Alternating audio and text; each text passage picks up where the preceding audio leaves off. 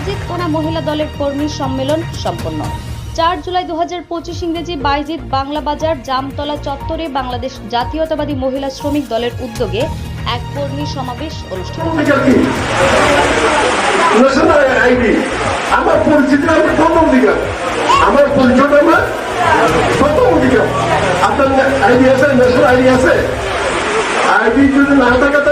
কর্মী সমাবেশে সভাপতিত্ব করেন বাইজিদ থানা শ্রমিক দলের সাবেক সভাপতি শরীফুল ইসলাম পাটোয়ারি। যেভাবে 3টার থেকে ধৈর্য ধরে আপনারা বক্তব্য শুনবার জন্য, আমাদের মহান নেতার বক্তব্য শোনার জন্য, এম এ নাজিম ভাইয়ের জন্য আপনাদেরকে আবারও ধন্যবাদ জানাই। সঞ্চালনা করেন বাইজিদ থানা শ্রমিক দলের সাবেক অর্থ সম্পাদক জাহাঙ্গীর আলম।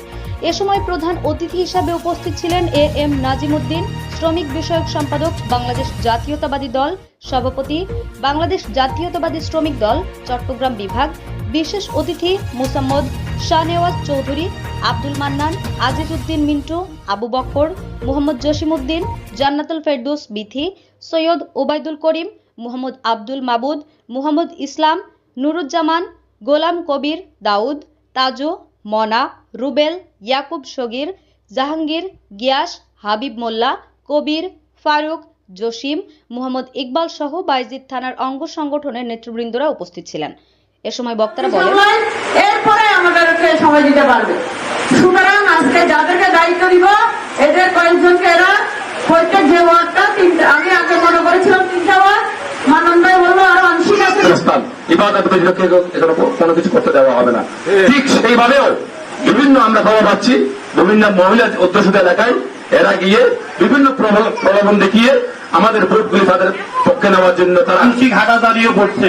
তা আমি এই শ্রমিক দলটা যদি মহিলা শ্রমিক দল আমরা বাইজিদ থানা শ্রমিক দল করতে যান, তাহলে 5টা ওয়ার্ড মিলে একটা শ্রমিক দল হবে।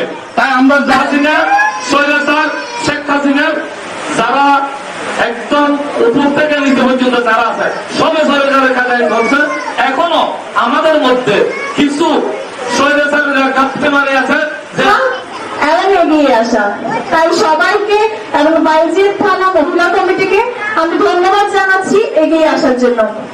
জিয়াউর রহমান 19 দফা কর্মসূচির মধ্যে জাতীয়তাবাদী শ্রমিক দল ছিল 74 নম্বরের কর্মসূচি, 74 নম্বরে একটি রাজনৈতিক দল হিসেবে প্রতিষ্ঠিত হয়েছে। এ সময় বক্তারা সাধারণ জনতাকে উদ্দেশ্য করে বলেন, রাষ্ট্র কাঠামো মেরামত ও জনগণের ভোট এবং ভাতের অধিকার প্রতিষ্ঠায় বিএনপি ঘোষিত 31 দফা সংস্কার প্রস্তাব বাস্তবায়নের বিকল্প নেই।